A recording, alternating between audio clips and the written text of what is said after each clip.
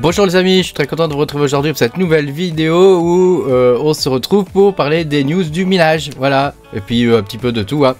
Voilà, pensez à mettre un petit pouce bleu et à vous abonner à la chaîne si vous n'êtes pas abonné. Je vous rappelle que vous pouvez me soutenir en cliquant sur le bouton rejoindre sous la vidéo, voilà, moi ça m'aide beaucoup, et puis vous aurez mes vidéos en avance. Alors, donc comme d'habitude, hein, on va procéder avec une démarche en entonnoir, hein, comme on dit, hein, c'est-à-dire je vous explique d'abord grosso modo ce qui se passe sur les marchés, ensuite on verra quelques news qui me paraissent importantes, et puis après on regardera la partie crypto, en particulier la partie minage sur les crypto-monnaies. Donc déjà, ce que vous pouvez voir, c'est qu'au niveau du SP500, vous voyez, on est toujours dans notre courbe ascendante, hein, donc ça c'est bon pour nous, hein, vous voyez, j'ai dessiné un cône là. Moi j'aime bien faire des cônes, hein. Je fais pas des lignes comme tout le monde, je fais des cônes. Voilà, je trouve ça plus clair pour moi, donc ça me permet de voir le spray, de un peu l'écartement du truc quoi. Donc tu vois là, on est toujours comme ça, donc c'est bon, ça monte, tout va bien. Hein, voilà. Et au niveau du dollar index, on est rentré dans un range, hein, il y a eu une baisse, hein. Donc ça c'est statu quo pour nous, hein. Donc on va dire que sur les deux indicateurs que je surveille principalement, on est pas mal, hein, on est correct, hein, voilà, on est correct. Donc on va passer à la suite. Alors je vais vous montrer quelques petites news qui me paraissent intéressantes. Déjà une news générale, hein, un accord de principe a été trouvé aux États-Unis. Donc ça veut dire que les États-Unis vont pouvoir continuer de s'endetter. Fantastique. Ils vont pouvoir continuer de balancer de l'argent sur les marchés. Donc tout va bien pour nous, hein, ça c'est une news plutôt intéressante. Et puis je voulais vous partager ça aussi parce que en ce moment aux États-Unis c'est terrible ce qui se passe, hein, au niveau des crypto-monnaies. Il y a la SEC il y a beaucoup d'entreprises en gros qui quittent les États-Unis parce que voilà, le terrain n'est plus favorable pour les crypto-monnaies. Mais il y a quand même des gens qui se dressent contre tout ça, en particulier le gouverneur de Floride qui s'appelle Ron DeSantis, qui est probablement un des futurs candidats à la présidentielle et qui lui par contre dit que les crypto-monnaies sont l'avenir, et en particulier le bitcoin quoi. Donc voilà, je voulais vous partager ça parce que c'est pas la première fois, hein, qu'il est un peu contre le mouvement général quoi, et moi je trouve ça bien qu'il y ait des gens comme ça, des porte-paroles, en particulier des politiques quoi, qui soutiennent un peu les crypto-monnaies quoi, hein, parce que c'est vrai qu'on entend toujours un peu les mêmes baratins quoi, donc c'est quand même sympathique quoi, voilà. Voilà, après je voulais revenir un petit peu sur l'aspect Ledger, vous savez, la Ledger Recover, hein, et voilà, sur le fait que il n'y a pas que Ledger, hein, qui est impacté par ce genre de truc, hein. Si vous utilisez Google Authenticator, vous pouvez désormais sauvegarder vos clés Google Authenticator dans le cloud, hein. Pour moi c'est complètement aberrant, mais je comprends très bien que certaines personnes ne sachent pas utiliser le produit et ne comprennent pas les implications qu'il peut y avoir derrière, et donc on va dire que ce genre de truc est fait pour eux quoi, hein, voilà. Mais du coup moi je cherche une solution pour Google Authenticator, je vais probablement changer de produit, et pour Ledger je pense qu'il suffit de ne pas activer l'option, hein. Cela dit, voilà, bon, je vais pas rentrer dans la polémique, hein, mais apparemment il serait capable de récupérer la clé privée quand même à partir d'un matériel quoi. D'ailleurs en partant de ça, c'est la même chose pour Trésor, hein. Donc il y a un hack apparemment qui permet de récupérer les clés privées quand même sur le matériel quoi. Donc bon, voilà, on est dans le milieu de l'informatique, hein, donc c'est normal que ce genre de choses arrivent, hein, voilà. L'idée c'est quand même d'avoir un wallet qui est un peu sécurisé, donc je veux dire, ce genre de wallet fait déjà le taf, à moins qu'on vous vole et que vous tombiez sur un cador. Il y a quand même relativement peu de risques de se faire pourrir et de se faire piquer toutes ces cryptos quoi.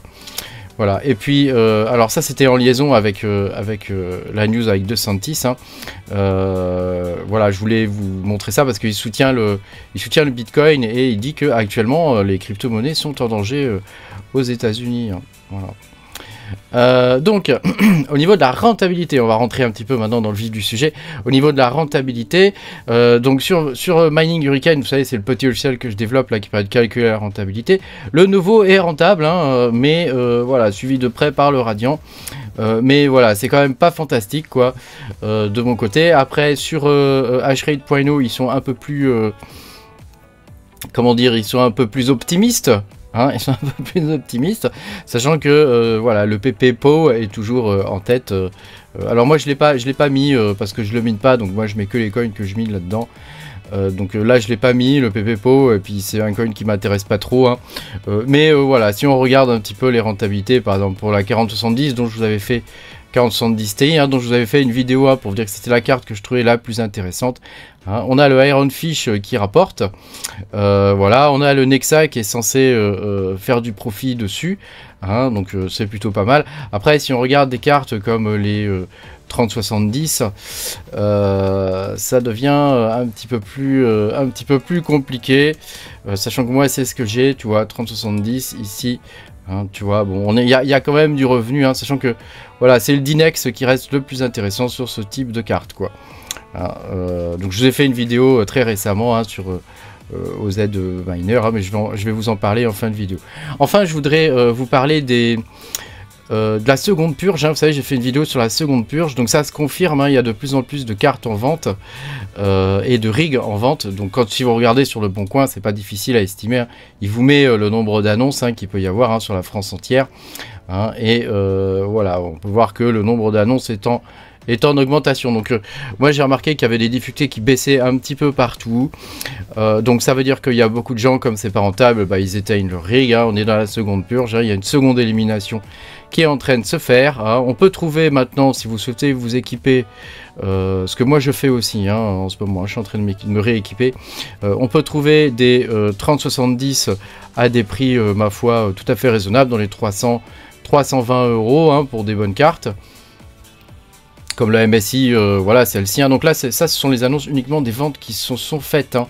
Hein, c'est les ventes réussies, hein. Donc tu vois, ça permet de voir un petit peu à quel prix les choses se sont vendues sur eBay, hein. Mais enfin après, parce que c'est pas parce que vous voyez une carte à 400 qu'elle se vend, tu vois. Donc voilà, donc il y a la seconde purge est en train de se faire, c'est en cours, c'est un processus qui va durer, voilà, jusqu'à un retour de rentabilité, hein. Donc on serre les fesses et on continue, hein. Voilà, pour ma part, comme je l'avais dit, je recommence à m'équiper un petit peu. Je vais remplacer toutes mes 6700 XT et mes 6600 AMD par des 4070 Ti. Alors j'ai pas une place de fou dans le garage, hein, donc pour moi ça m'arrange d'avoir des 4070 Ti parce qu'elles minent très fort. Bon, elles pompent pas mal d'énergie, mais voilà, ça va me permettre de remplacer toutes ces cartes qui minent pas assez, elles sont pas assez puissantes à mon goût pour la place que j'ai.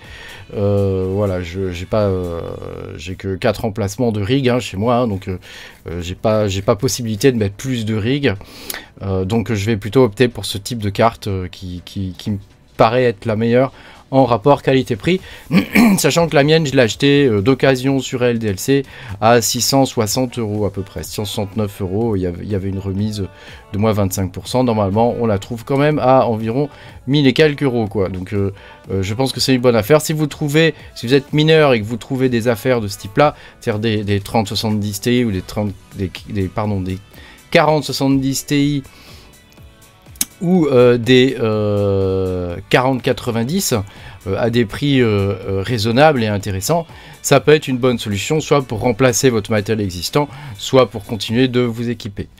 Alors maintenant on va parler un petit peu du PP, du PPPO. Alors moi j'aime pas trop ce coin parce que je trouve qu'il surfe sur la vague du PP, vous savez, le coin qui est sorti sur le réseau Bitcoin en BRC20. Donc j'aime pas trop ce coin, mais force est de constater qu'il a bien pump, hein, cette semaine, hein, et tu vois, il est quand même sur une courbe à peu près ascendante, hein, donc à voir s'il va s'écrouler ou pas.